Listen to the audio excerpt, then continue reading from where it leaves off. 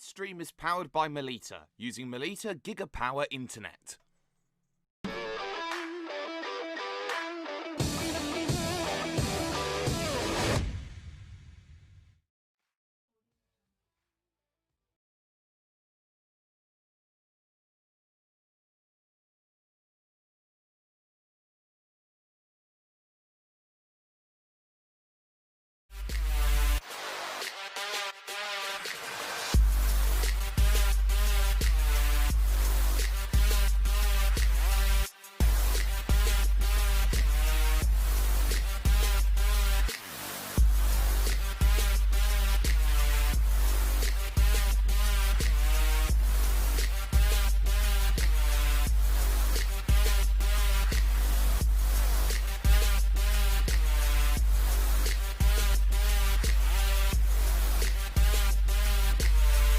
World Pro Racing, where sim racing becomes real.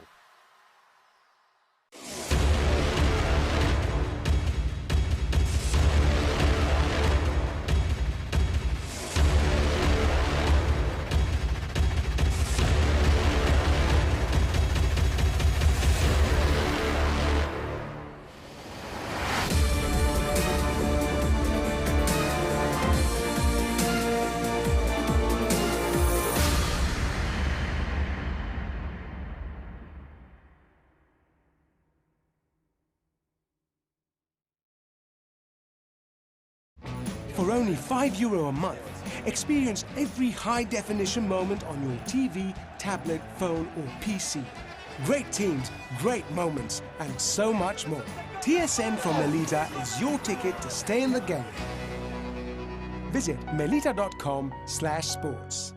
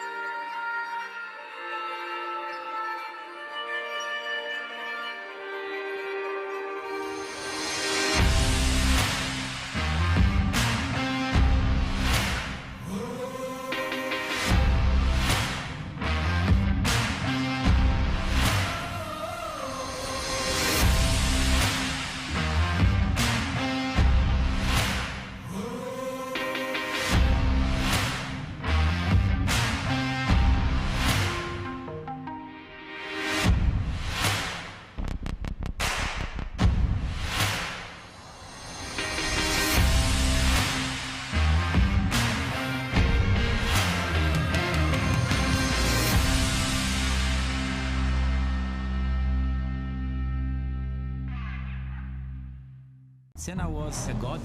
No one could even dream to follow him. I'm from a very humble background. The role of women at that time were really difficult. It's just so dangerous. You are risking not only your life, but also my life.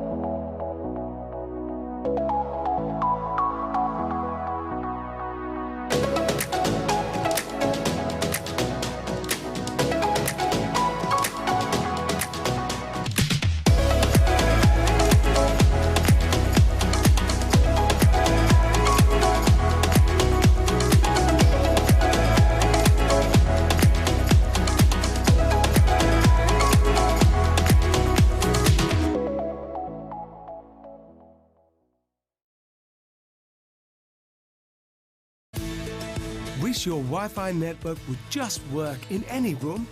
Our new Stellar Wi-Fi is AI assisted to give you the smoothest, fastest possible Wi-Fi throughout your home. Stellar Wi-Fi, assisted by AI, exclusive to Melita. Find out more in-store or online.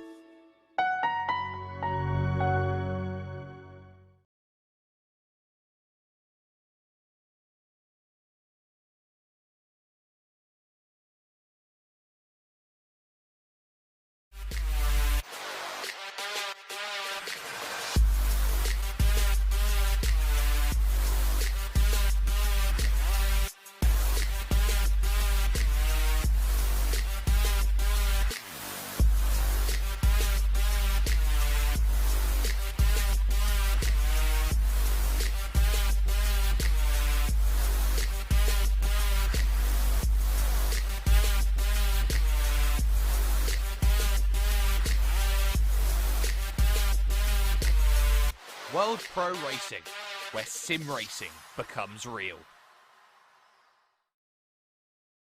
The day yesterday, or shall I say a week ago at this point in time, was all about dominance. It was a Lexus masterclass where 5 of the top 6 were in that category. They had themselves a fantastic effort, a fantastic time, but we move away from rain, and this week we're heading from Silverstone and flying over to Barcelona for round 2 of your ACC World Pro Racing Sprint Championship, live on World Pro Racing's YouTube, Facebook Live, and Twitch, as well as the platforms that we are on today with motorsport.tv, with TVM Sports, and of course as well along for the ride with ESTV, the Esports Television Network. Here we are flying from Silverstone over towards Barcelona for round 2 and sunnier skies here today. My name's Jake Sperry. Joined alongside me today is Kieran McGinley here for action to be covered once again. And Kieran, this is a little bit more of a different challenge. This is a downforce style track. This isn't a case where you're going to be all nice and dandy with the jack of all trades circuit like Silverstone. Barcelona is effectively the high downforce machine. It is. Good evening, everybody. Welcome back to the ACC Sprint Series Championship, the second round, which takes us to that beautiful Circuit de Catalunya circuit in Barcelona. Yes, as you said, it's an aero-heavy circuit, but it's also got that kilometre-long straight down the start-finish straight down towards turn 1. So you've got to find that perfect balance between the grip on the car and the downforce, keeping you down on the road, but also not costing you too much drag to leave yourself as a sitting duck down towards turn 1. Over the years, lots of teams have had to find that middle ground so that they don't compromise themselves in either area. Finding the perfect setup is crucial here tonight. It absolutely is. And before we go anywhere, you can head over to worldproracing.com to sign up for brand new events which are coming up all over the place here with us at World Pro Racing. You can go to worldproracing.com because just after proceedings are finished here tonight, we are going to be going and looking at the ACC event. We'll be having an event over at Imola, so make sure that you jump on and join for that. But also, we have to welcome someone into the family of sponsors that we have here. We see so many. You can probably see it in the middle left of your screen just below us right now, and that is the AMD have joined us here with World Pro Racing, along with all of the sponsors that you see there, like some Melita, Gaming Malta, VisitMalta.com, HyperX, and Thrustmaster, all in the mix as well, all of which do a fantastic job of bringing together such amazing sim racing and sim racing events. And Kieran, it is something that we don't often get to say, but this is one of the places where, okay, 5-week championship doesn't seem like much, but when you think about World Pro Racing, you think about some of the names that are involved. You got some of the biggest tech that goes out there, not just in PC gaming, but in sim racing as well. Absolutely, and it really does stand up to the test, doesn't it? It's a fantastic game. We run it on here on Assetto Corsa Competizione, and it demands a lot. So what better way to welcome in a new sponsor than by giving it the honest performance that it deserves here in Assetto Corsa. It's a beautiful game, and it runs beautifully. It's just fantastic. So I can't wait to see the cars out on track. Last time out, if you did miss it for some reason, then we were at that Silverstone circuit, obviously in Great Britain. And of course, if you've been to Britain, it does rain about 75% of the time. So no surprise to see that the track was absolutely rain-sodden. And it was a masterclass performance from Tiziano Brione, wasn't it, Jake?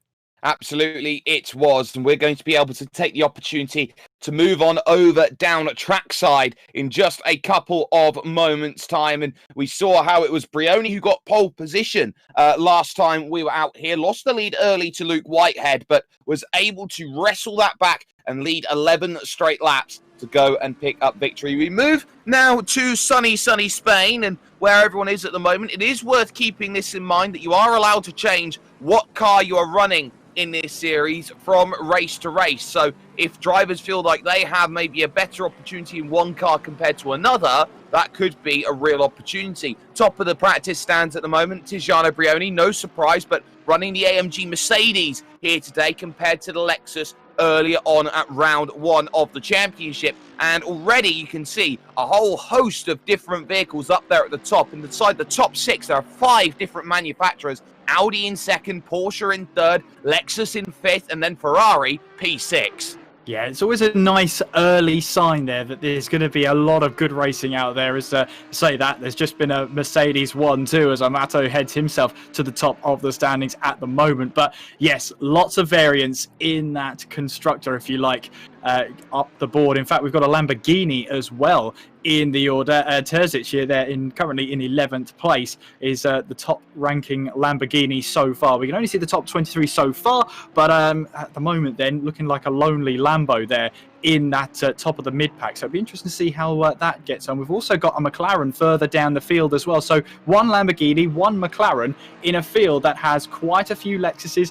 We've already seen as well how that has been a dominant car. But when we come into the second race here, we've seen Lexus absolutely dominate Silverstone last time out in the hands of its respective drivers. But obviously a lot less Lexuses. That's a tricky word to say, a tricky sentence to say, but a lot less of them here tonight. Absolutely, there are a lot less, and of course it goes down to feel and how each circuit seems to manage each respective vehicle. You take something like this track, this is maybe more of a higher downforce track. The Lexus is very good in the, I would say, the lower to mid-speed corners, and especially with the high-speed corners that are there around, that's good. We do also have a couple of Bentleys out there, a couple of Nissans going out there for a good run as well. So it is going to be a case of who finds what, and here's a good example of the slipstream there as we looked at Jerzy Kunszabo there, the Hungarian, getting a nice toe down the front stretch to go through turns 1, 2, and 3 from one of the Bentleys. Now, that's going to be key when it comes to qualifying, which will be coming up in around 12 minutes time here, ladies and gentlemen, because of the fact that this is an open qualifying session, quote unquote. All the cars are out there and can affect everybody else on their qualifying laps. It is worth noticing that if you get nicely up behind someone, you have yourself the opportunity to gain maybe upwards of 0.2 of a second on that front stretch to the first sector. Yeah, and it's a kilometre-long straight as well, down towards turn 1, and it goes downhill on entry. So you got to do your braking a little bit earlier, and especially when you're using that bit of slipstream from the car in front, you're going to have to bear in mind with that one as well. Finding yourself a bit of space around here is critical, of course, because once you get past that long straight, you'll want the track to yourself with all the high-speed corners, mainly turns 1, 2, and 3. Such a high-speed section that demands all of the aero possible in your car to keep the car stuck down onto the track, as we see Kunszabo here making his way through turn 11 around this long turn 12. And when you get into that third sector here, Jake, it's a bit of a different circuit than it was about 20 years ago. There was a different circuit where it was about 12 years ago when they added that first chicane, the rack chicane as it is known, the RACC, and then using all of the curb there on the exit to open up New Holland, the final corner out on circuit, which leads to this short run to the start-finish line and working things out. Kunszabo jumping up then to 11th position then in practice with a very respectable time, a 1:44.787. In terms of the conditions here today, it looks like we have slightly cloudy conditions here today. You can see in the top right hand side of your screen, the track is in optimum condition. It's 30 degrees out there on track at the moment and not much to worry about for the wind. But crucially, the weather here today is going to be effectively sunny all round as things look at this stage, and they will definitely hope for that. It's a 30-minute race that they're going through when they get to the racing action, so they don't have long. And we saw how in round one, how one mistake could put you back 10, 15 places and then make it almost impossible to make that way back through the field. I think the drivers will be relieved today they're not turning up and racing on a river here tonight. But they're coming to a bone-dry circuit. That's always an exciting thing for a driver, to make sure that they get the most out of the car that they possibly can, as Dean Vella makes his way across that start-finish line to set a new lap time in the number 54 Audi. He comes to a stop and heads straight back to the pit lane. Jan Ryler makes his way down towards the line, goes P12 at that last lap time of 44.7. So we're seeing a lot of 44.7s, but I'm expecting their low 44s, maybe even pushing the 43s, as we head towards qualifying later on tonight.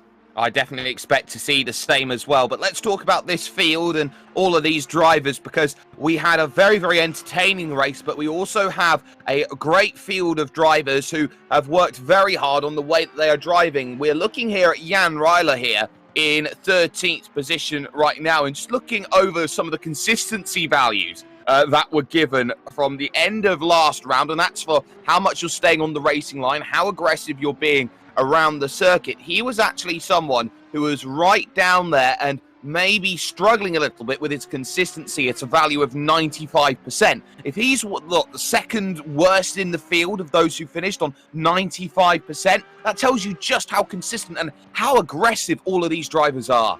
I'm sure he'll love you bringing that statistic up to really annoy him. However, you've got to remember that those trickier conditions last time out really were tricky, and a lot of drivers were spinning out. I think Jan Ryler was one of those who did have a moment or two in that race at Silverstone last week, so he'll be hoping to put all of that behind him and try and make himself just get back up the order. He'll want just a decent run out today and make sure he can just finish a race with the fewest mistakes possible. He's got pace on him. I mean, he wasn't too far off the pace. Looking at his last lap time sort of thing, he was relatively midfield pace, especially for those conditions. So don't rule him out just yet. Let's see what he can do here at Catalonia.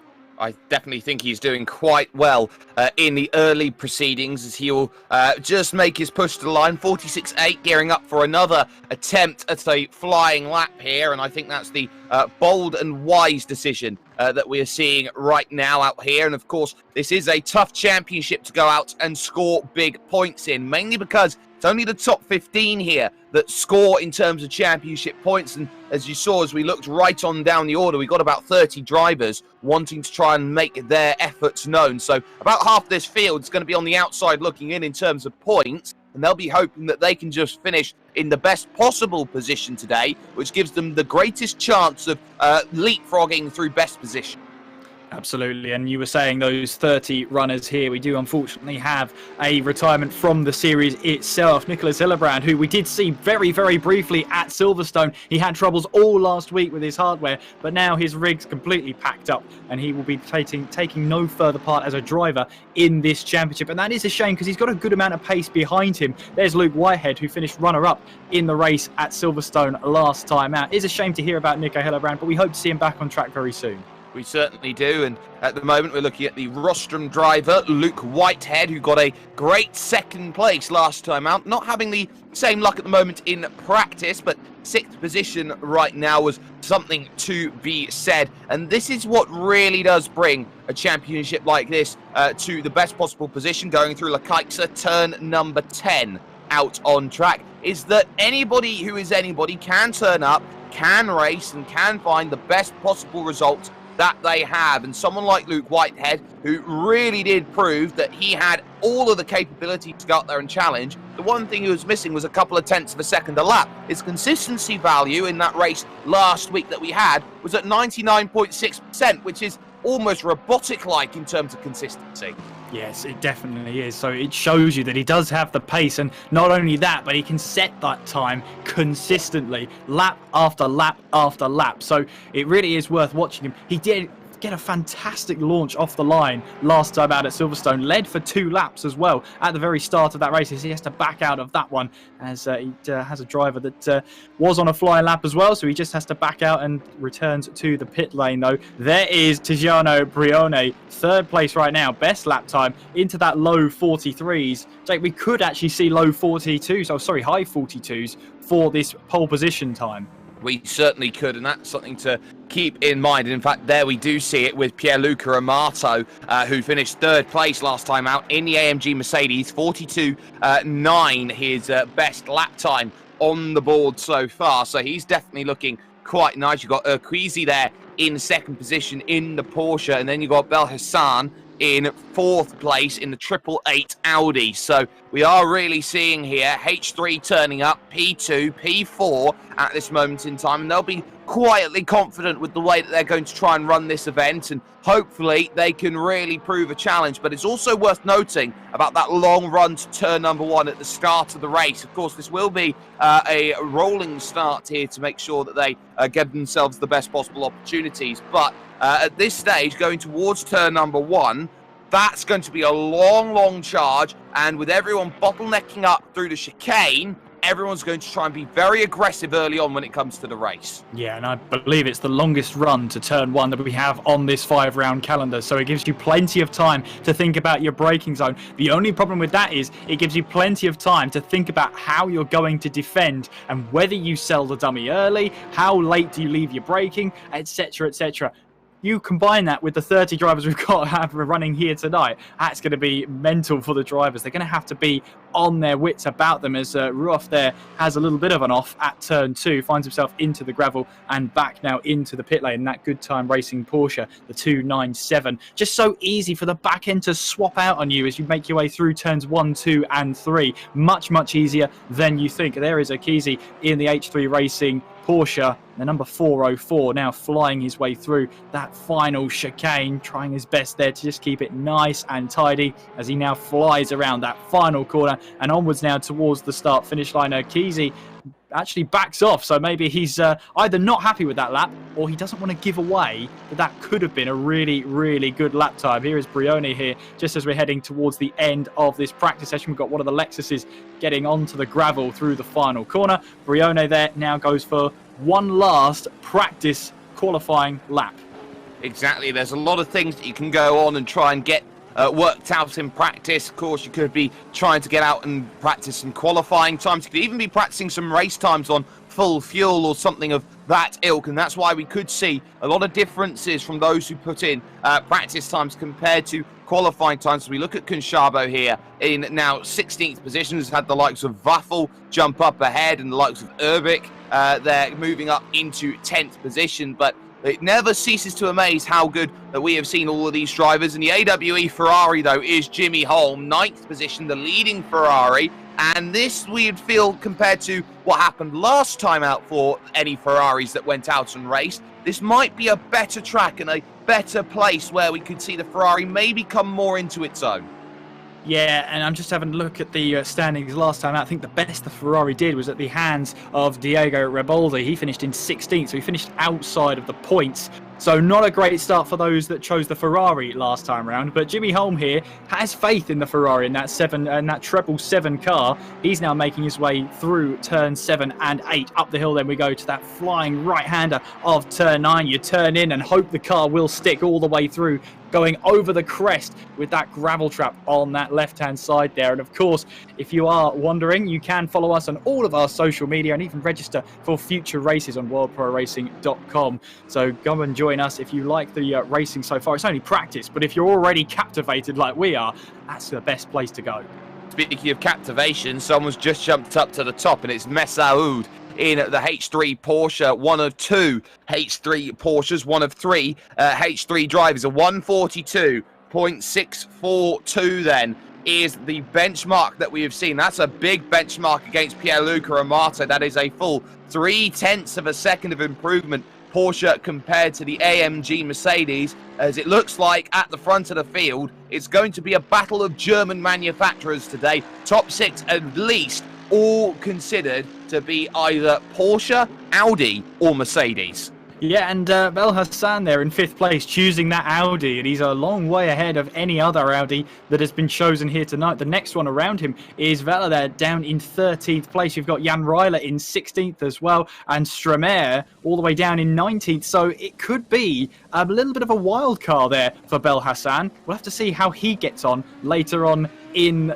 qualifying and in the race. But as free practice comes to an end, then the drivers will finish off their final laps in practice, and we'll get underway with qualifying as soon as that last person crosses that line. I'm eager to get this one started, because if last race was anything to go by, where we had so much action that even we were struggling to keep up, Jake, then I have no idea what to expect for this one. Absolutely, I do agree. But we have a full field today. It's a maxed out grid at 30 vehicles, but that also brings a different challenge to it here today as we move over to qualifying, Kieran, because with 30 vehicles on this track, it is going to be very, very difficult for certain drivers to go out there, get a clean piece of track, to go out there and attack their qualifying laps. Yeah, it's about 5.5 kilometers, but it feels a lot shorter than that when you throw 30 cars out on track at the same time. What we were talking about before, where you want to have that slipstream down towards turn 1. But I think most of the drivers are going to sacrifice that unless they're working together as a team in order to make sure they don't have the traffic around them for that legendary turns 1, 2, and 3, which demands so much from the aero. And it's so likely for the back end to swap. You need that just clear air in front of you to make sure you get it all right. The rest of the track relies so heavily on aerodynamics. You want clear track ahead of you, but 30 cars out there, I say to the drivers, good luck. Good luck, definitely going to be needed here today. And as everyone looks to try and push on forward, it's worth noting a little bit of history about this Barcelona track. It's one which has made its appearance in the early 90s as its real debut that we had a look at as we go back on circuit and look at all these drivers go through. But more recently, and especially in the last couple of years, this has been one of the few circuits out there in the world that has really, truly embraced sim racing for what it is. As far as my knowledge is concerned, they are the only racetrack in the world, this circuit, the Barcelona Catalunya, that has its own esports Twitch account. Not Twitch account, esports Twitter account, sorry. Yes, that's absolutely right. And yeah, they're pretty active on there. Of course, they've had their 24-hour races in the past. And, you know, it's been one of those circuits that's really coming into the modern age and really embracing esports and sim racing at its core. So it's great to see. And obviously, a lot of love is shown back from the sim racing community and the sim racers themselves. So it's one of those tracks that sometimes can get on drivers' nerves. It's not a track which prides itself on overtaking. But what it lacks in overtaking, it really hunkers down on setup. If you don't have the right setup around the Circuit de Catalunya, you are going to struggle all race long. It is as simple as that. Let's go on board then, hopefully, with the row racing car of Miguel Neto and see what a lap around this place is all about. From the driver's eye, we make our charge on the long 1 kilometre front stretch, looking towards turns 1, 2 and 3 out here on circuit. You always use the marker boards on the left-hand side to really point it out. 100-metre board is the braking zone, down to second gear, through the right, then the left, up 1 gear to third to balance out the vehicle, and then the big long right, which is all about trying to put as much power down as early as you possibly can to 4th gear now, and up maybe into 5th as well before the Repsol corner. Turn 4, use as much curb on the outside before riding on into the apex and trying to get the power down again for that long exit. You can use contrasting lines. Elf corner though, turn number 5, we look a little bit further back as we see other drivers out there are on circuit, but on the exit towards 6 and 7 under the Audi Sport Bridge, and this is a really tough section. It's such a late apex to try and grab in, and the vehicle just wants to spit you out every single time. Now to 9, the big long right, and then you've got yourself this real opportunity here towards Le Kaiser at turn 10. Yes, and we now make our way all the way down this short straight, down towards that legendary turn 10, braking hard now, down the gears we go, maybe down into first gear to make sure the car gets steered in. Watch the wheel spin on the exit, especially going from second gear, now up to third, in towards now that long right-hander of turn 12. Very easy to understeer here and carry a little bit too much speed. Watch out for that gravel trap on the left-hand side. Now we head in towards 13, towards the final chicane, the rack chicane, in through 14 and 15, as we now try and make our way through that final corner at turn 16 here. Try and keep your foot in as much as possible. Use that curb on the left-hand side to open up the exit as much as possible. And that's a lap of the Circuit de Catalunya here in Barcelona. Miguel Neto, top of the table, of course, with a 44.1. Well, that is the first time Jimmy Holm has jumped forward, and we're starting to see those times in. Here's Pierluca Amato, who looked really good in practice. His first time is a 43.2, which pretty much sets the benchmark even further. Okwisi just jumps in behind on a 43.4, so he's a couple tenths adrift at this moment in time. Luke Whitehead is right up behind the Porsche, trying to drive the line, can only manage a 44.1 though here at this moment in time. So he's down a full 8 tenths. He's behind Sheldon Scott Muscat as well in 5th position. Here is Diego Riboldi looking to try and make a charge in the Ferrari. He's got Holm in 4th, Hannes there in 9th position. Riboldi manages 14th place on a 46.7 as those first times continue to trickle in. Yeah, he stayed loyal with Ferrari this time around, trying to make sure that he builds that affinity as much as he possibly can.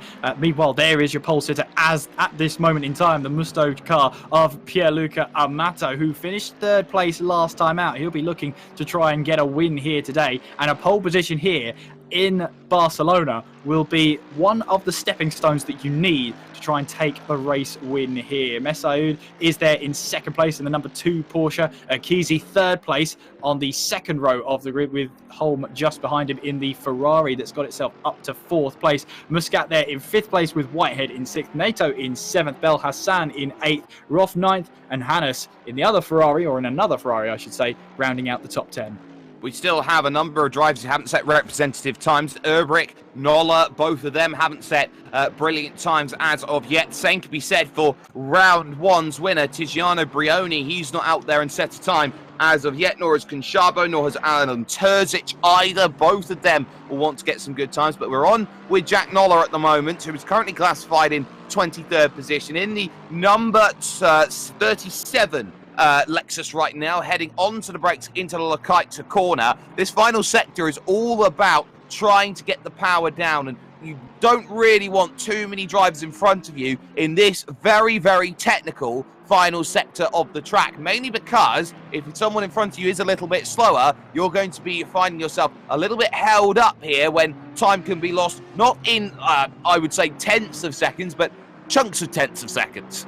Yeah, and it's really a case there where Jack Noller might have found himself a little bit held up there, but now you get the benefit of that short run with the slipstream up towards the start-finish line, and Jack Noller there, 44.1 from the Lexus man. Of course, he was in the Audi last time at Silverstone, finished in 7th place there, and a consistency rating of 98.75. So he's one of those consistent drivers, and he just kept his head down last time out, got himself a good run of points. He'll be hoping to continue that run, this time though, in a Lexus. Exactly, and you can see right now he is leading Lexus at this moment in time in position number 8. He's ahead of Whitehead and Erbrick, who are 9th and 10th position. There is Tiziano Brioni, 1:43.7 as his opening account to his times. He's currently in 5th position, but we have just seen a jump up to the top. It's Messaoud now in the number 2 Porsche, who has put himself right up there with 8 minutes to go here in qualifying, so he's got the time on the board to beat at this stage, and everybody else will be dancing to his tune at this moment, trying to make themselves get to the beatbox, so to say, to jump on ahead and jump on forward. All of these times will continue to roll on and go forward, and you're hoping that you find yourself the best opportunities, but this is a pressure situation. Some drivers do struggle a little bit more than others to get every aspect of the lap all working out together to make things a reality. Yeah, here comes Brioni then. He'll be hoping that he's put everything together on this lap as he heads towards the line. It's a 43.3, which puts him onto the 2nd row of the grid in that Musto Mercedes. 4th place for the Italian. Exactly there. He just jumps over Miguel Neto, and he'll be happy for that. There is the sim view of how he's driving right now. So that is how he is looking in-game with his avatar as he rides on through the corners and looks for the best opportunity here to go out there to attack and to get exactly what he wants out of this event. Every point matters, and when you're the championship leader of a series after a round or 5 rounds or 10 rounds or however many rounds it may be, Kieran, how difficult is it to negotiate your abilities with the pressure knowing that you are the driver that everybody in that field wants to beat? I think there's got to be a strategic head on your shoulders as well, because at the moment, the only real person around him that could be a threat to him is Pierluca Amato, who currently is on that second row of the grid, as we see the Estonian in Max Waffel in the Lexus now get into 13th place with that last lap time of a 44.2. But back to Brioni, of course, you're going to be a little bit wary of the cars around you, but leading the championship, he'll be trying to single out those drivers he feels he might have a championship rival with. One of those will be Amato, another one will be Whitehead, because they were so close together out on track. Akizi is also one he'll have been studying for quite some time as one to watch. So out of all of those, really, Amato is the only one really putting a huge challenge ahead of him. Akizi is in front just onto the second row of the grid. So I don't think it's panic right now for Brioni. He'll be looking to just try and make the best out of qualifying, and then it's a long half-hour race to make sure that he can try and score as many points as he possibly can, and he'll be hoping to make it back-to-back wins. Nola has jumped up to 5th. Bel Hassan now up to 6th. We've been focusing on Max Waffel, the Estonian, in the Incoherent Racing Lines car, trying to make that progress here in 13th. We look down to the leading Bentley in this field right now. This is Marco Piardi here in the Nert Green Bentley. We saw him last time out in a Nert Green Ferrari. Didn't quite work out for him, but in the Bentley, P18 out of 30 right now. Yeah, so it's a little bit of an improvement for him. He's obviously 26th place last time out, as he actually was in the Bentley last time out, but he did find himself a light there. No problem at all. I'm full of mistakes, me, so it's all right. We've got a good mistakes to not mistakes ratio right now. But yeah, he'll be hoping for much better than 26th place, finishing that lap down on the leaders, especially after half an hour. It's not a great feeling in the world. Here is Tom Otti then as he makes his way around into the final chicane, now around the final corner, currently classified as 30th place in the number 23 Lexus for Tech 1 Racing. What can he produce as he comes across the start-finish line? He's going to put it onto the 9th row of the grid, 17th place with that 44.9. Not bad at all. He had a penalty late on in the day, which dropped him a long way down the order. And I will have to say, on the back of that mistake, I wish that my own sim racing was not many mistakes compared to many mistakes, because that's in the wrong way at the moment. Redouane Messaoud finished 8th place in the opening round in the championship. He's on a 42.8 as the time to beat at the moment, with under 4 minutes remaining now in qualifying. If there's any time to come in, get a new fresh set of tyres on and a new intenseness about your driving style and making sure you're getting everything out on track, now's the time to get it. Messaoud in the Porsche is the driver to beat right now. And he's kept the faith in the Porsche as well. He's stuck with it. He might have had not the greatest round in the world at Silverstone last time, about 24 seconds behind the eventual race leader in 8th place. But he is absolutely on the money here tonight. Watch out for him, because he's one of the only ones setting these 42s in lap times right now. 42.8 is the current pole position time. And I wonder if Pierluca Amato can get anywhere near that in the number 36 Mercedes. Here comes Messaoud around the final corner and towards the start-finish line. Can he make an even bigger improvement on his lap time? Oh, yeah. Yes, he can. 42.6 from Messaoud. He is putting down a marker, and he's sending a huge message to Pierluca Amato. 42.9, 3/10 in it. That's a huge challenge for the Mercedes driver. Absolutely it is. It's a huge challenge for everyone in the field. Everyone is searching for times. Ruoff has just jumped inside the top 10 into 10th position. We look at Tiziano Brioni. He is a full 7/10 of a second off the pace right now in the AMG Mercedes. This is a really tough challenge we're seeing from these drivers, because there is a difference between dry and wet weather running, and there is a difference between those drivers who have maybe stayed faithful to a car and race one car and one car only, compared to those maybe here, Kieran, who decide they want to chop and change and go with effectively best car available for each track. Absolutely, and it does come with its charms there. Sometimes if you stick with a car, you'll get those rounds where it really pays off. Whereas if you're jumping around the cars all the time, you might not actually get a chance to find out which was the best car to pick. I mean, we've got Jack Noller here. He's chosen the Lexus this time around. He had the Audi last time out, as we see one of the Ferraris off the track there. But Jack Noller currently 5th place, and it looks like jumping into a Lexus may have helped him. Although with those treacherous and difficult conditions at the last round, it's always difficult to tell whether you've made the right choice. Certainly is, and the stopwatch is the only thing out there on track right now which will not lie in terms of times. Everyone is going to be searching for the best possible time on the board, and of course there are no guarantees that everyone has got exactly what they want. First and second position are both down in the pits right now, as is 6th for Bel Hassan. They are going to be unable to find any more improvements on their time. Noller across the line does a 43.8. That is no improvement there on that time. He was down by 2.5 tenths of a second compared to earlier. And now that's another thing that's going to be worrying these drivers, not being able to find the improvements and find the times as they try and search for it. It is worth noting as well, they can't afford to run too wide around this track, otherwise they are going to see some lap times deleted. You saw there with Jimmy Holm, he was fractionally faster on that last lap compared to his fastest lap, but because he went off the circuit a little bit too much, his lap time got invalidated. Yeah, and of course, once that's happened, it's obviously a little bit of a blow to you as well, because you think you've got that lap time perfect there, you've got everything out of the car, and then obviously the stewards say, no, actually, you went off track, do it again. So Jimmy Holm in the highest running Ferrari right now in that all racing car, making his way in towards turn 10 in that treble 7 bright green Ferrari. He now makes his way in through that long right-hander of turn 12. It feels like it's a corner that goes on forever. You're forever waiting for a point to put that throttle pedal fully down. Checkered flag is now waving at the start-finish line, so drivers will have to complete the lap they are currently on. And here comes Jimmy Holm, and will he complete this lap? Yes, he will. Now making his way through the final corner and onwards towards the start finish line. Can he get any higher than 8th place in that Ferrari? He crosses the line, and I don't think there was any improvement.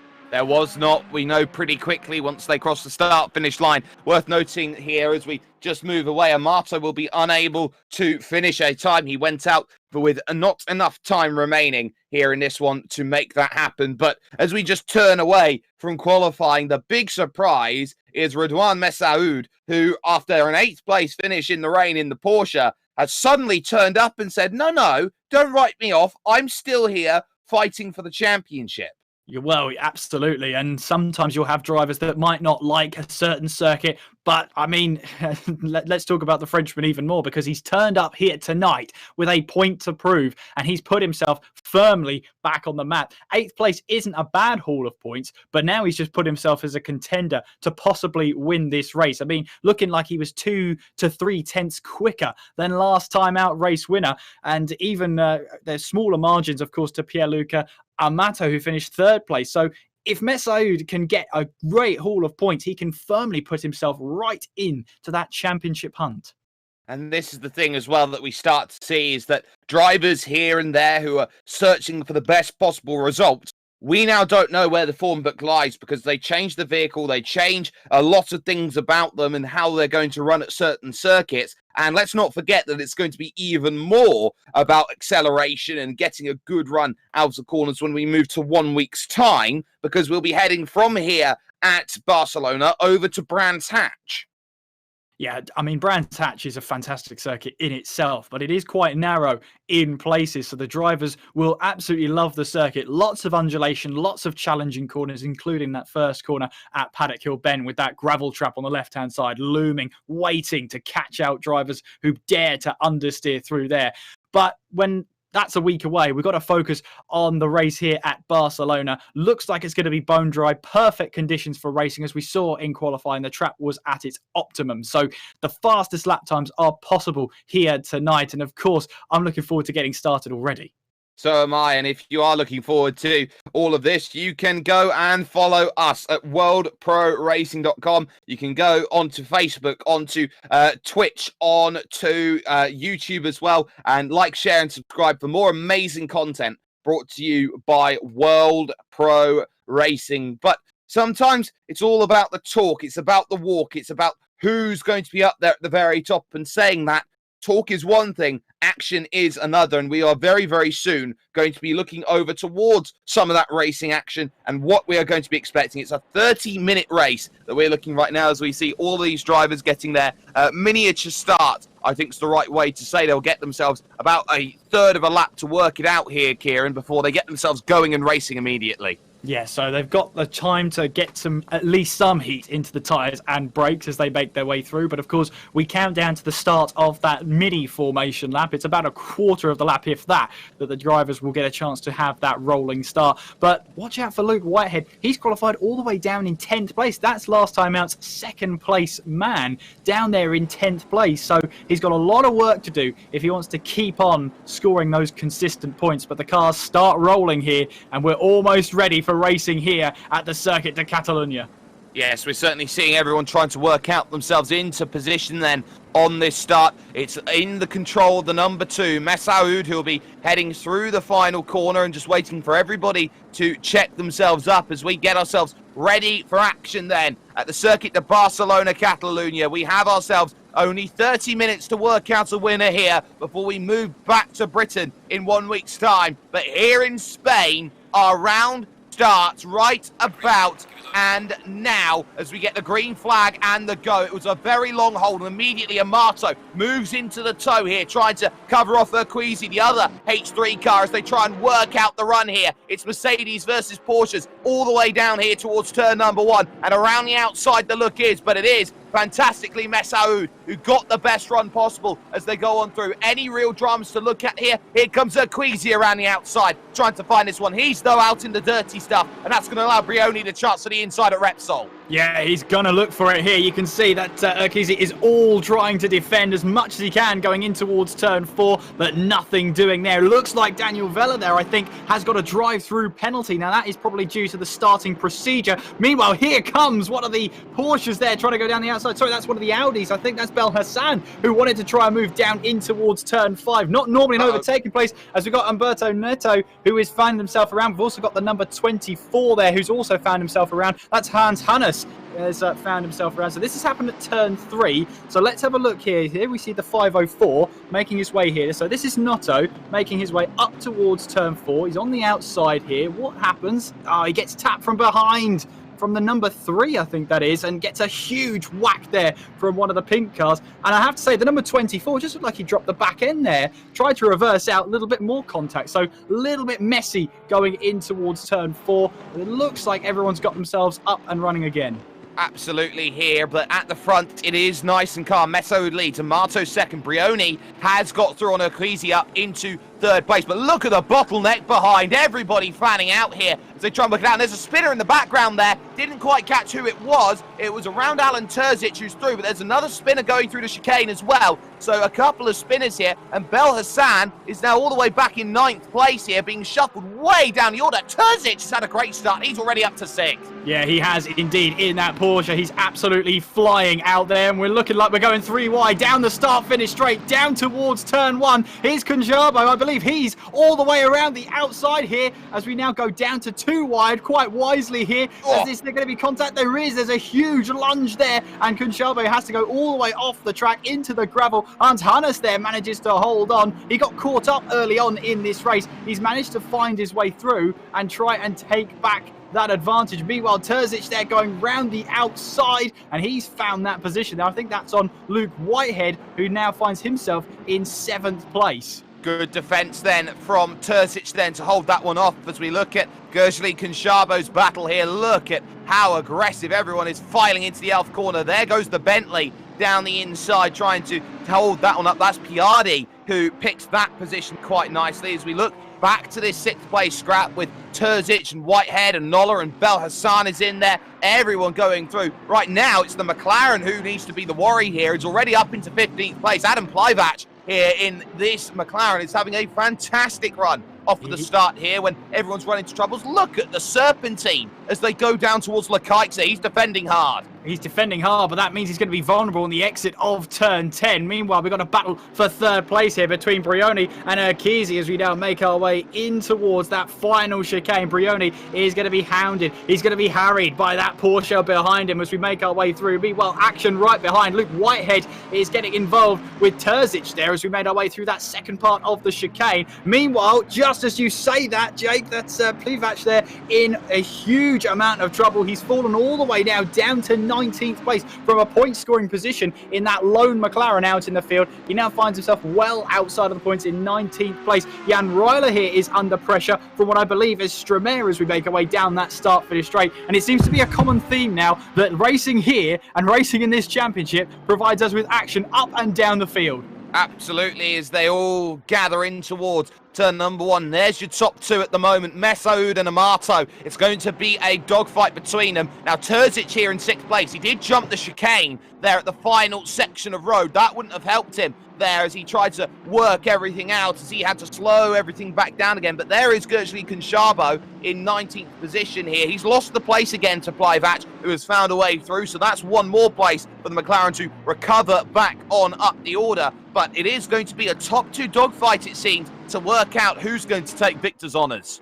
Yes, absolutely. And there they are. They're just making their way down in towards turn 10. Meanwhile, here comes Urquizy. Thinks about a move down the inside of Brioni, but thinks again. And the Italian manages to hold on to that third place. Does he get a good exit out of turn 10? Yes, just about. Now flying through 11 and 12. But you can see that Porsche is all over the back of the rear wing of the Mercedes as we now make our way over that crest in towards turn 13. Running aboard now with Urquizy. Driver's eye view as we now make our way in towards 14 and 15. Now still right on that rear wing of the Mercedes of Brioni. Now flying through that final corner. And of course, down the start-finish straight. This is a great opportunity for a run in towards turn 1. He's in that perfect position. He's in the slipstream. Could he go for a move for third place? You have to remember, though, that the AMG Mercedes is so good in a straight line. It's great in terms of getting to a top speed, and that's what's going to make them very difficult to pass. Now, Jack Noller here in 8th position right now has to be worried because he's got Urbrick there just behind in 9th as they shuffle on through into the opening section. Bel Hassan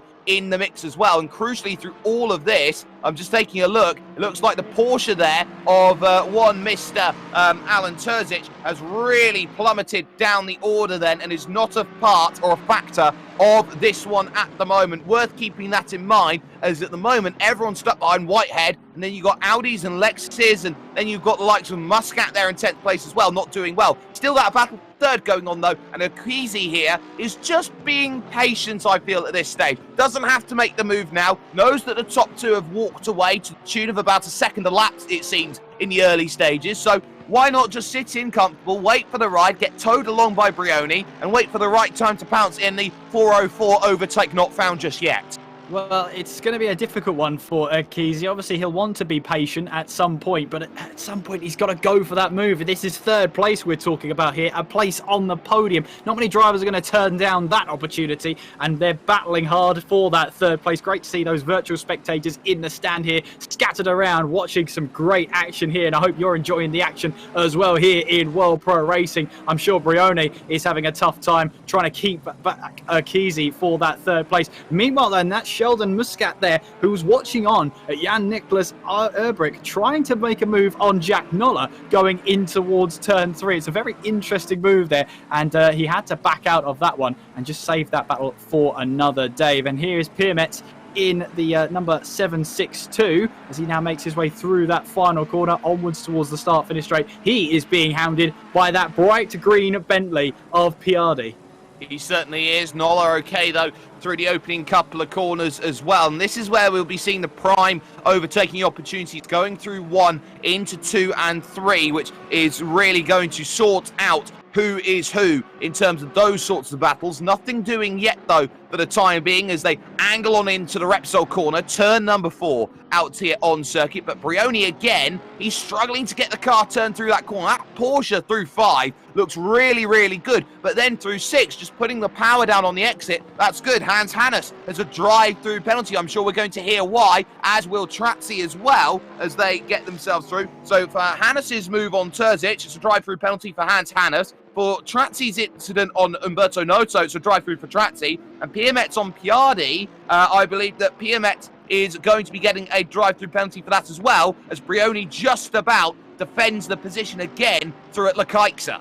I mean, it's just looking like for Akizi here. He was right on the back of that Mercedes and just couldn't find that way through. And I think Brioni is driving one of the widest Musto Mercedes. Oh, there was contact between the two of them going in towards turn 13. I wonder how that unfolded. But here is Piermetz then under pressure from that Bentley of Piardi. And Piardi moves up a position in towards 14th place. And look at this, Brioni is all the way down in 7th place. So that was huge then between the two of them. Rewind He's trying to go up the inside. I think we need to rewind that one back. Oh, Oh, no, no! Bang! Round you go! That's Bel Hassan going for a spin. And Brioni, I think, is going to slow that right down and try and wait for him. But he's going to realise that Bel Hassan is going to be a long time coming. And I think those stewards, FIA accredited, Adrian Fagaya, the race director, George Muscat, the chief steward, they're going to have a word here with Mr. Brioni after that one. And after a very tumultuous, I would say 6 corners, which has not gone in his favour. He's gone from 3rd all the way now outside the top 10, it seems, in this one. There is Plybatch in 15th. And just like that, it all goes crumbling down like a house of cards. So I wonder where Kesey is then. Did he hold on to that position? It shows on the standings that he's in 4th place. So Miguel Neto then, as both of them went off the track, took advantage and got by both drivers. So Miguel Neto now up into 3rd position. So it's currently Messaoud leads, Amato in 2nd, Neto is 3rd, Akizi 4th, and that puts Luke Whitehead now up into 5th position. So this is really interesting for the championship. As things stand, Amato's championship leader going to Brands Hatch. Yeah, absolutely. There goes Kesey up the inside in towards turn 10. He's quicker than Nato there, so that's no surprise. But I wonder there, is there going to be any action taken for Kesey? Because going in towards turn 13, the general rule is if you're behind that car in front and you run into the back of them, that's on you. So I wonder how the stewards are going to investigate it. I'm sure they will investigate it because it is contact through turn 13 and it has majorly changed, especially for one driver's race. There is Pierluca Amato, who is now trying to close back in on our race leader, Messaoud. We haven't really seen the two of them. There's been so much action happening behind. Oh, and a little look there for 16th position. That was Gershli Konshaba trying to get past Hans Hannes in the last points-paying position in 15th place right now, and down into the pits to go and serve that penalty. I do believe there that we just saw is Hans Hannes, so that will be a position for Gershli Konshabo to work that out. It's only 50 Ks that they go down this section, and this is going to be like an agonizing eternity driving down that long pit lane at 50 kph. Yeah, it's like that pit lane never ends, doesn't it? Especially at 50 kilometers per hour. It's just so difficult and just so graining on you. Meanwhile, we're seeing Joseph Dobes there making his way up towards turn 4, but he's under huge pressure here from the Bentley of Piardi. Now, we have to talk about Piardi here because he's having a great race out there. Obviously, he finished 26th place last time out, found himself in trouble at Silverstone. He's kept the faith with that Bentley, now running in 13th place. This is a real opportunity for him to score his first points of the season. Absolutely, we can see here as we go picture in picture ever so slightly and look at the back of Dobes's AMG Mercedes. You can see where the Bentley wants to try and attack. Not the best of 7s and 8s there, so that ultimately is not going to be the best run on towards through 9 and towards 10, and this is going to be where you start finding all of those times on the board as we take a look from Plyvatch's perspective going down through. I do want to see there as that's a wide missed apex then from Dobes, who has made great progress up through the field so far, will be under that pressure to try and work things out. I did want to say there have been some great gains in the field. Vaffel has definitely been one of them in 10th place. Yeah, and he's had an amazing race. He's just kept his head down. He's kept out of trouble. Now finds himself in 10th place. Luke Whitehead, meanwhile, started this race in 10th. Now got himself up to 5th place with incidents happening around him by just keeping himself out of trouble. But there is Jack Noller, who's under immense pressure, which has to be said, from the another Lexus of Erbrick there. That's the battle for 6th place between that 37 of Noller and the number 778 of Erbrick. Now we're seeing that there's going to be a drive-through penalty for Jan Dan Ryler, who's currently in 17th place. And obviously, we are just trying to keep up with all the action. There's so much happening out on track. I'm sure we'll see from the stewards what that drive-through will be for the man in 17th place. Absolutely here. We're heading towards the halfway stage in this race. Believe it or not, there's been so much that there has been to try and keep abreast of as Marco Piardi fights out for 3 championship points here against Plivac and Kunshabo, who hold 2 and 1 respectively. Wiggle through the exit there of Repsol corner wouldn't have done many favours, but on the breakthrough 5, Plivac has just got to find the place where he can attack that Bentley, and it seems like out of the corners is the right place to start gearing up and making that move for what looks like a very, very streamlined McLaren today. Yeah, and it just doesn't look like the Bentley likes these corners. It's got quite a long wheelbase, so if there's any chance to get past, it's going to be through those corners, as Plivac here sees that and tries to seize the opportunity as well, heading down towards turn 10. Looks a little bit too far back, but the only problem is he's got to be careful of Kunshabo behind him, who's in that Lexus. And as you say, Sheldon Muscat has now got a drive-through penalty in the number 14 Mercedes. And that's going to drop him outside of 8th position. He will tumble down the top 10, and positions, I believe, are going to change. So there is Sheldon Muscat in 8th position. He's under pressure now from Tiziano Brioni, and I think with a penalty looming over him, I think he may do the gentlemanly thing and let Brioni go if he gets into range to attack and start to make a move. So we'll see that one come through. And of course, all these drive-through penalties, which you see red on the timing tower, they are automated. There's no ifs, buts or ands about them. You have no opportunity to say, oh no, I protest that. You have to go and take it. Yeah, so it's going to be an even bigger slap on the wrist there for the likes of Muscat and the likes of Ryler as well. So they've got no arguments. They've got to serve the penalty of that drive-through. Oh, hang on. I've just got word in from the stewards, so I believe Urquizy here is going to be getting a 10-second stop and hold penalty for his contact with Tiziano Brioni.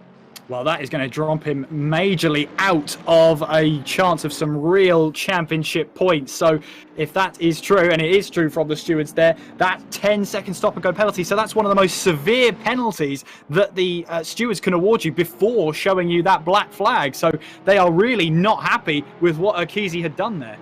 Yeah, and we just cut away from it at the wrong time on cameras, ladies and gentlemen, but it did look like that contact was going for a gap that didn't exist for Hamida Urquizy, and it really did drop through the order. So here is the 404, and the penalty will be found, and he will be soon due to dive down into the pits. Not this lap, but in a few laps' time, he will be jumping down in, and there is the penalty assessed to him. Stop, go, 10 seconds. Not much you can do. Let's look at the front battle for a little bit, though. Messaoud has not been able to pull away and break away from Pierluca Amato in exactly the way that he has. He's got breathing room. That breathing room is to not be able to be attacked and overtaken, but it's almost like Alain Prost in the sense that Amato's there and he's just slowly applying that pressure by staying there, by waiting. And Brioni himself, now it looks like on his incident with Bel Hassan, also gets 10 seconds to stop and go with. Yes, he does. So, you know, it could have been a different race if he hadn't had that contact on the exit of 16 there. We definitely saw that one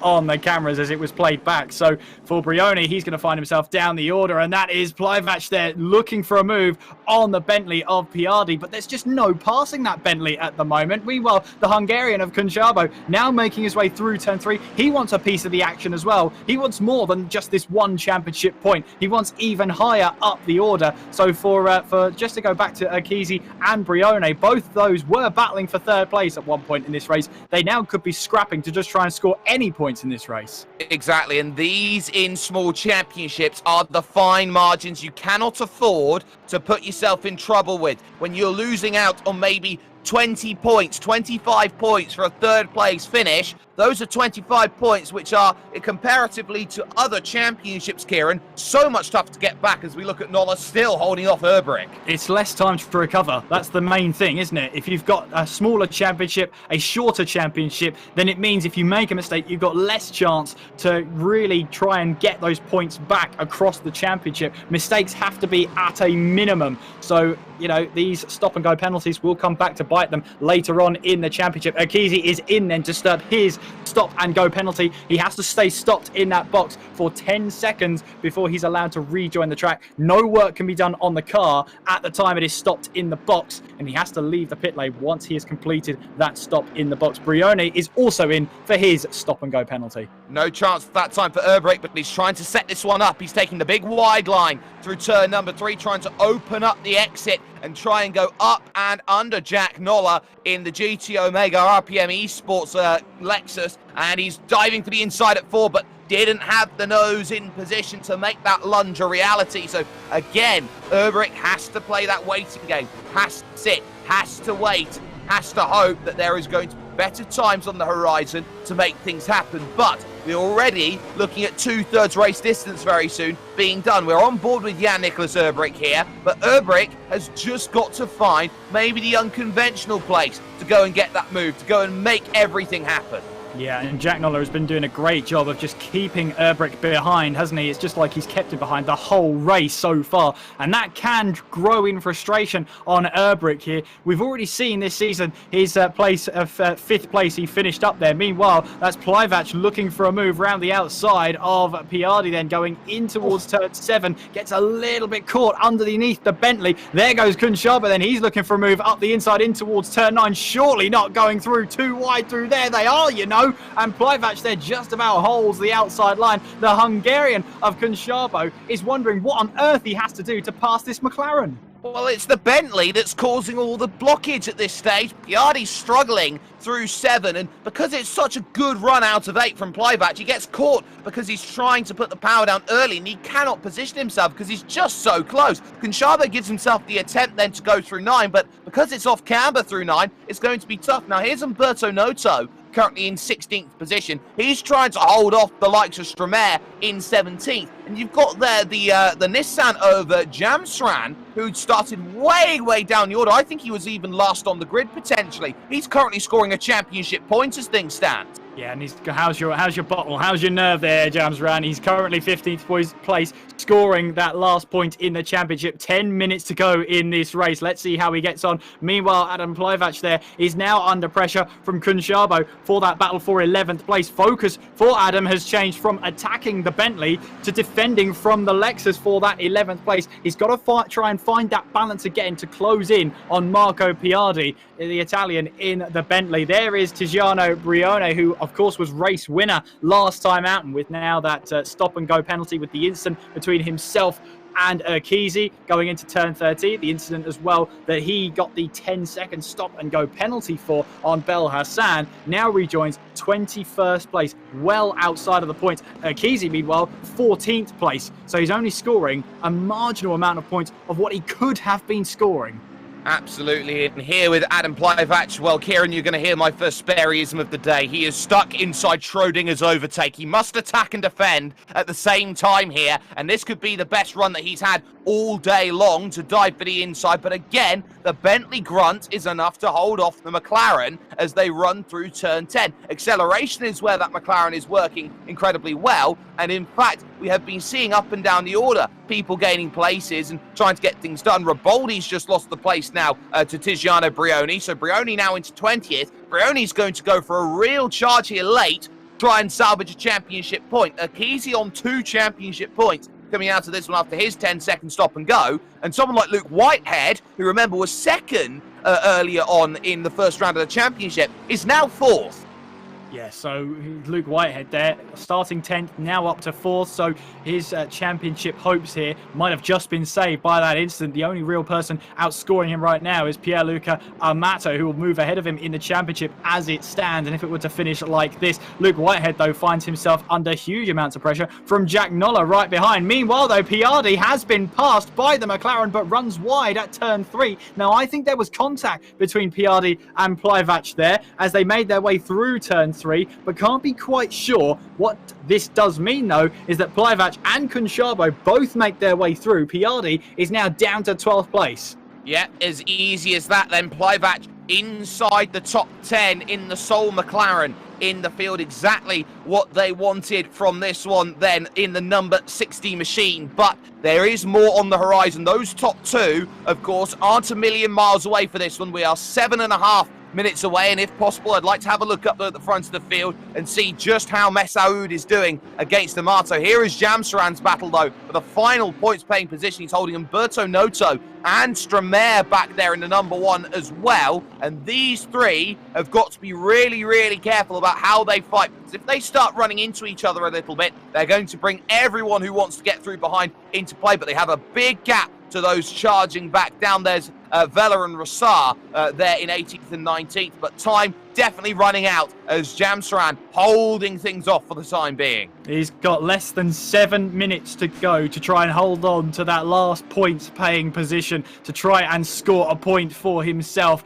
and he's trying to have to do it the hard way. He's going to have to hold back Umberto Noto, who we know is no slouch when it comes to raw pace. Stramair as well, 17th place, also wants to get some points on the board. Stramair was 10th place last time out. Umberto Noto was 11th place, so they're both point scorers already in this championship, and they'll be hoping to score one more. Meanwhile, we're going too wide round the final corner. That's Rassar going side by side there with, I think that's going to be Brioni there.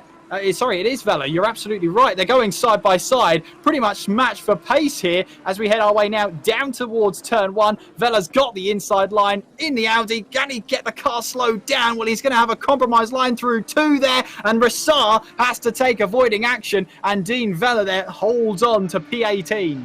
Vela giving the hit then, making that one happen. Brioni's now on the scene as well and want to get by both of these drivers, PD and Q. We did have a little look at Vaffel and Holm, and Vaffel is having to play the defensive card here against Mr. Holm at this stage. The Ferrari wants to jump into 7th position in the 777. How apt is that? Looking to try and get this one through with 5 minutes to go. So that's going to be on the cards here. Messaoud still leads, Amato still second, and NATO in 3rd position right now. Back to that battle, and we have just seen Jamsaran lose the place. Umberto Noto has found a way through in the Bentley to the final points position. Yeah, and that's going to be crucial for him as well in his own championship battle. But he runs deep there, and so too does the Nissan of Jamsaran. They all ran deep there, and Umberto Noto has to give that place back there as he now finds himself all the way back down to 17th place with Kesey, I think that was, taking full advantage. He's now up into 14th place, and there is Messaoud there, who's got a huge lead, hasn't he, over Amato, who's just making his way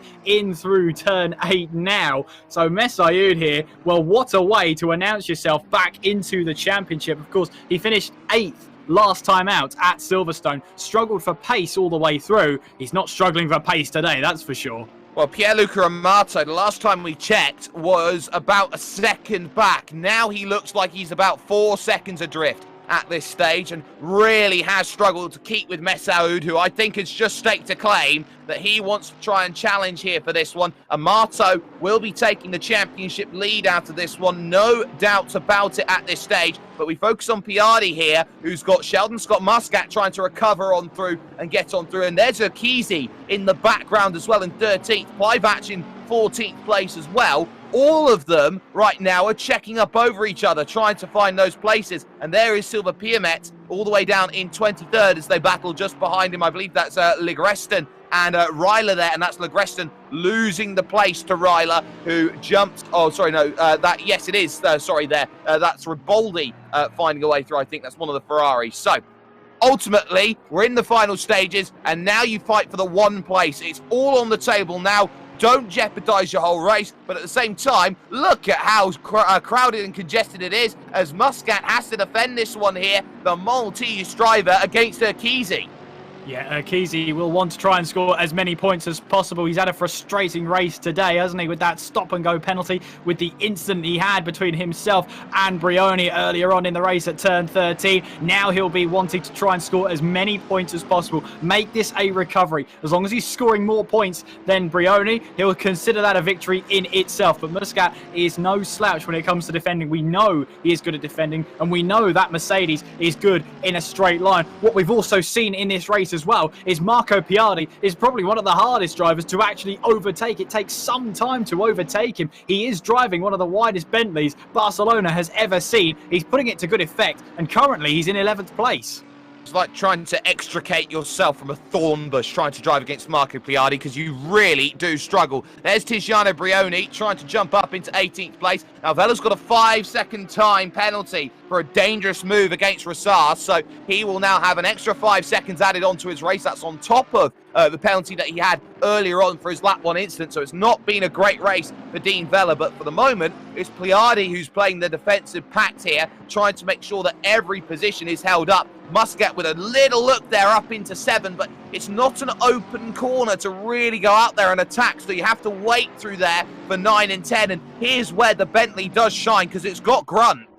It has indeed, and as we make our way down that short straight, down towards turn 10, you can see Muscat here is looking for a move down the inside, not going to find it just yet. He's just trying to put Piardi under a little bit of pressure. He might have just done that because he runs wide, Piardi, and there goes Muscat going through, there goes Urquizy going through, and Muscat just putting that pressure on the Bentley of Piardi has worked a treat there. He has now moved up a position, or I should say that Piardi has moved down 2 positions, but Messaoud here, the Frenchman, is back here with a vengeance. He really needed this one, didn't he? Going for the win at this moment in time with just over 70 seconds left on the clock. He's not got long to get a race win here in Barcelona.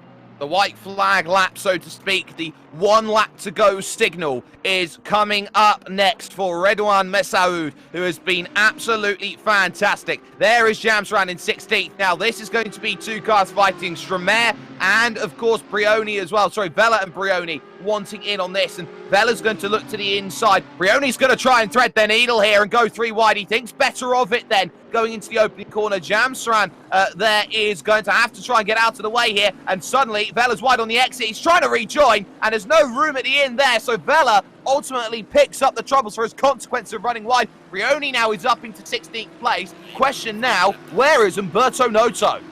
Well, Umberto Noto is in the standings as 15th place at the moment, so we'll have to see how that plays out. But meanwhile, there is Messaoud, who's now started the final lap of this race in the lead of this one. He's got 1 more lap to go, just about 5.5 kilometers to go to take his first race win of this championship. Muscat, meanwhile, has some battle on his hands. He's got Urquizy right behind him as we head our way down towards turn 10. Meanwhile, Plivac there is trying to move down the inside of Piardi in towards turn 10. I think he's a little bit too far back to try it, but it's deja vu here. Piardi runs deep into 10 once again. Plivac trying to make a move up the inside, and he's got the move. Brilliantly done as that one gets all safely secured, and another little look to the inside trying then from Urquizy. He will not find that opportunity just yet, and they're struggling. In front of them is Conchabo, so there could even be a chance of a top 10 on the horizon if they play their cards right and attack here Conchabo, who just made a mistake there through the chicane.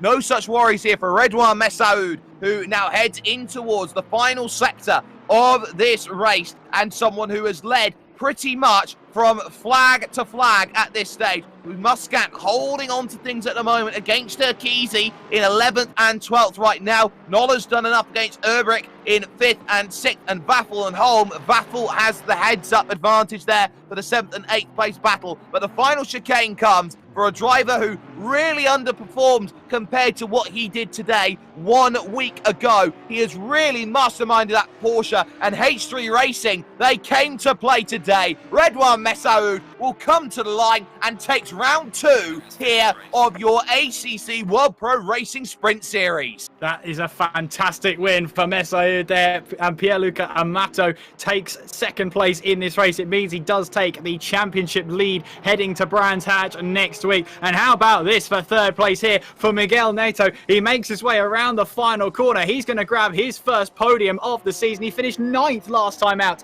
at Silverstone. He now finishes on the podium for the first time this season in that number 98 Porsche. But as we see, we've got cars battling all the way through the field. Urquizy has got another. He's got a drive-through penalty to serve, so that's going to be added as a time penalty to the end of this race because it's way too late to serve that one. Meanwhile, Muscat here is trying to defend from him. I think he's got to realise now that that's just going to be a lost cause of a battle. He might as well not battle. He might as well just let him through because that time penalty is going to hit Urquizy really, really hard, but he's going to try and hold on anyway. It's always a great feeling to get the position out on track. And in fact, here comes Urquizy coming into the pits. There's shades of Silverstone in the late 90s going through there late in the pit lane. However, Jamsran here, I have to say, he's put on a fine defensive effort, but it's not over yet because Stromae ran a little bit deep into 13. Vela says, thank you very much. I'll take that from you. He's got the 5-second penalty, so he'll have to hand that position straight back. But Jamsran here will be coming towards the line to finish in 17th place in a topsy-turvy race. He could have been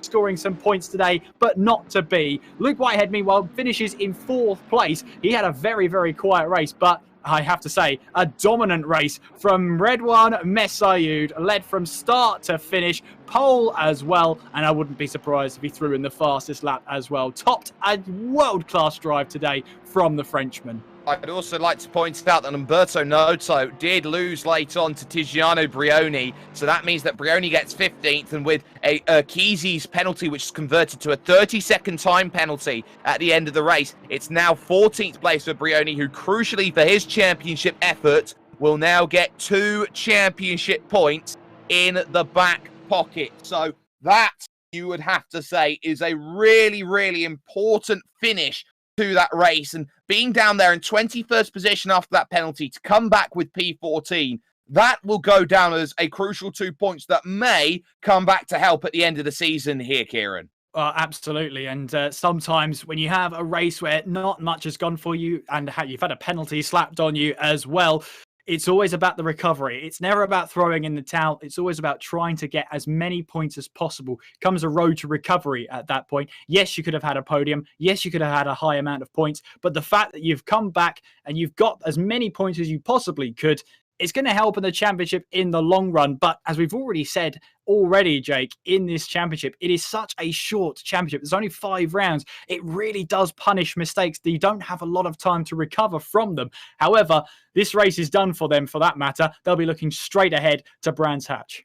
And of course, Brands Hatch is going to be in 1 week's time with us at World Pro Racing. And we definitely hope that we see some brilliant action that will be coming up. We are starting to get drivers trickling in for interviews here and there. We do have the driver who came home in 2nd position with us right now, Pierluca Amato. He's going to be translated today by Tiziano Brioni, and we'll get a conversation with him right now. Pierluca, it looked like for all intents and purposes that you had almost everything together. It's just that Messaoud maybe had a couple of tenths more pace.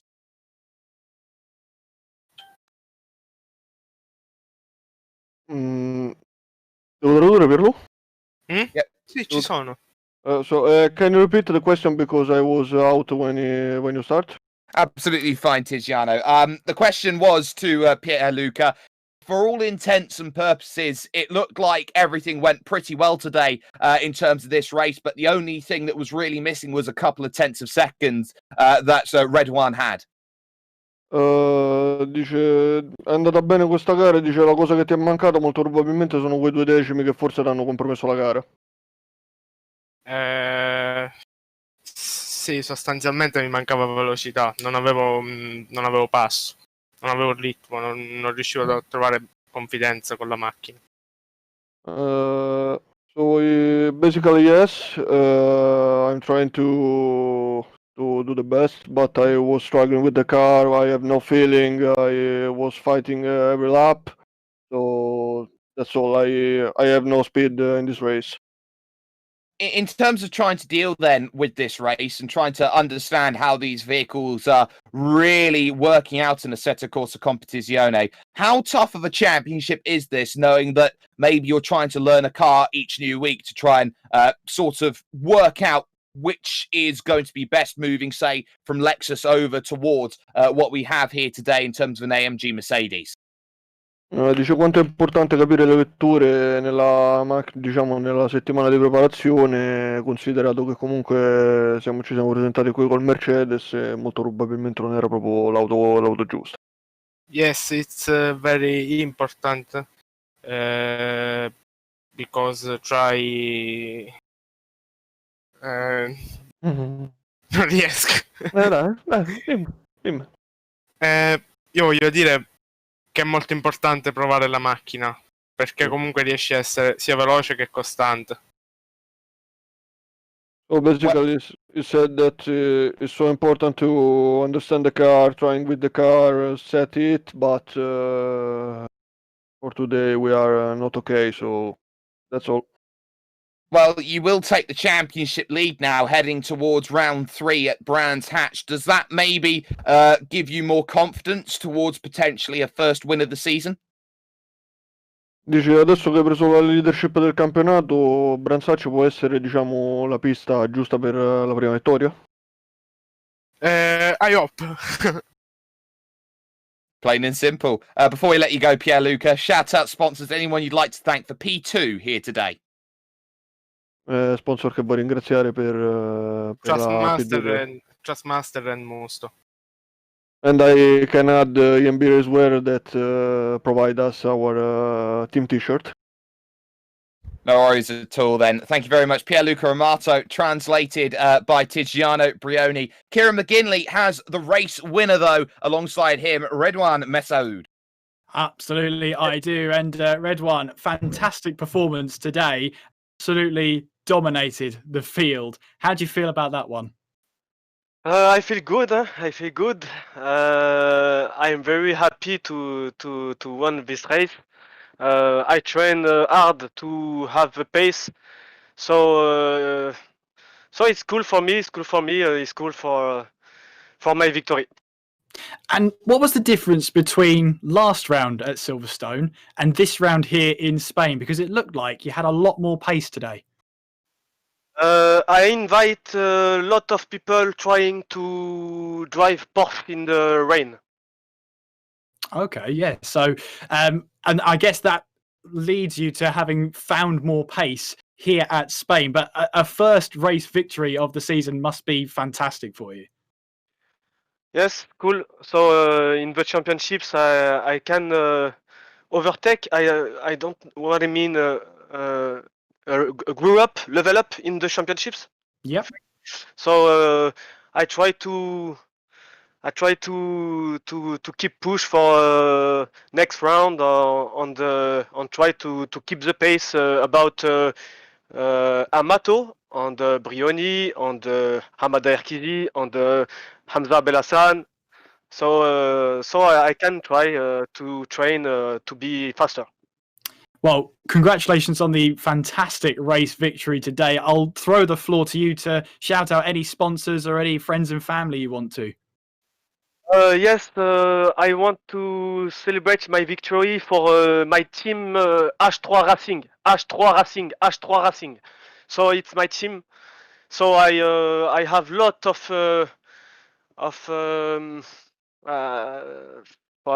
sorry, I don't have the words to explain that. So congratulations for the team H3 Racing, and it's okay. It's okay. Well, fantastic. Congratulations, Redwan, for a fantastic win, and we'll see you soon at Brands Hatch. Congratulations. So much. Thank you so much. And I'll hand over back to you, Jake. Absolutely. And there we have it. Some amazing action that we have seen today. And up and down the order, there have been squabbles, fights, fisticuffs, I should say, brouhahas, name it, whatever you want. It has been a lot to try and dissect, but we do it all over again in 1 week's time. The midpoint of the championship at Brands Hatch, and that round will be one that will set the scene for the final 2 rounds of the championship. The only place you can find that is right here with World Pro Racing on YouTube, Facebook Live, and on Twitch as well. If you haven't already, you can like, share, and subscribe for more amazing content brought to you by World Pro Racing. We've also been here showing you content with, of course, motorsport.tv, on TVM Sports, and with ESTV, the Esports Television Network. And on top of all of that, a massive thanks to all of the partners that you can see down on there, including new to the family, AMD, who join us with World Pro Racing. The team has worked incredibly hard behind the scenes. Adrian Fagayo and George Muscat will be definitely hoping for less of a headache in 1 week's time as the race control or the race director and the chief steward. And on top of that, we've had Justin and Nathan Mifsud jumping around left, right, and centre trying to work out who on earth do we show out here on cameras. From Kieran McGinley, who's been alongside myself, Jake Sperry, it's been a wonderful, wonderful race for Redwan Messaoud. He can be incredibly happy with that performance, and he knows exactly what he needed to do. He may have invited all of us try and drive a Porsche in the rain, but when it came to summer sun, he was absolutely top draw. We will go to highlights right now. This is how everything played out today.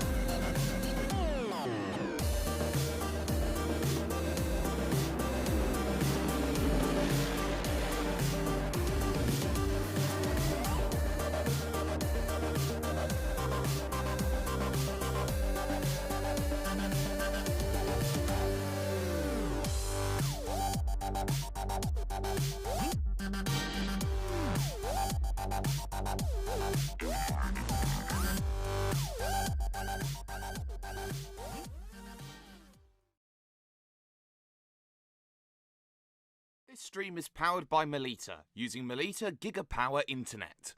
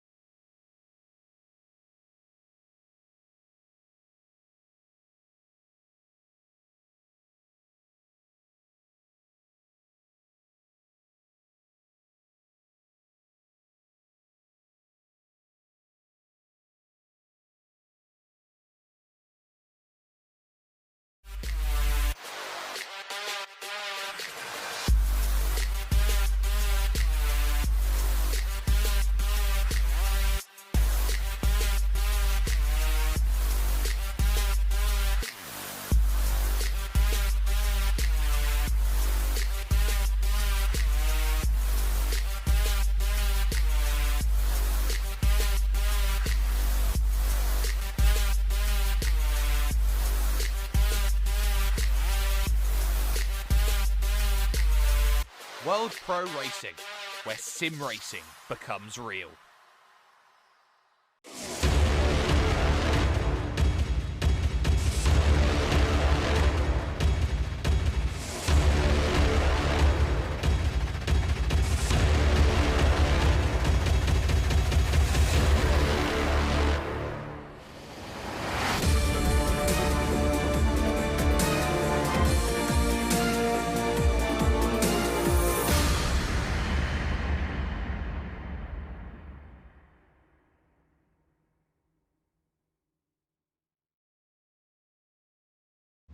For only €5 a month, experience every high-definition moment on your TV, tablet, phone or PC.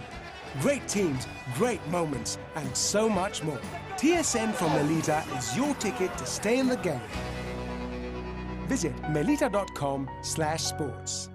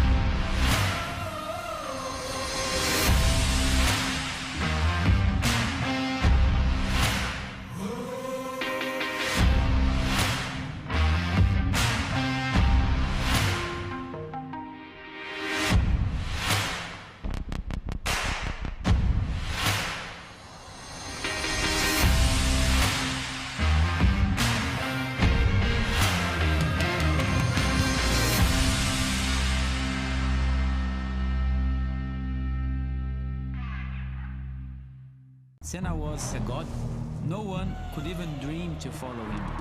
I'm from a very humble background. The role of women at that time were really difficult.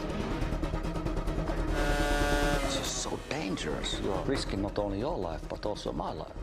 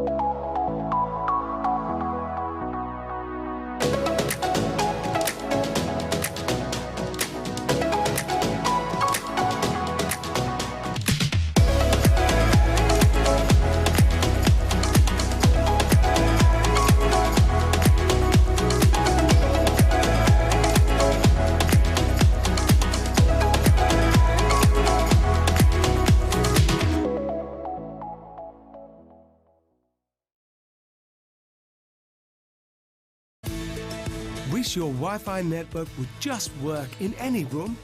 Our new Stellar Wi-Fi is AI assisted to give you the smoothest, fastest possible Wi-Fi throughout your home. Stellar Wi-Fi assisted by AI, exclusive to Melita. Find out more in-store or online.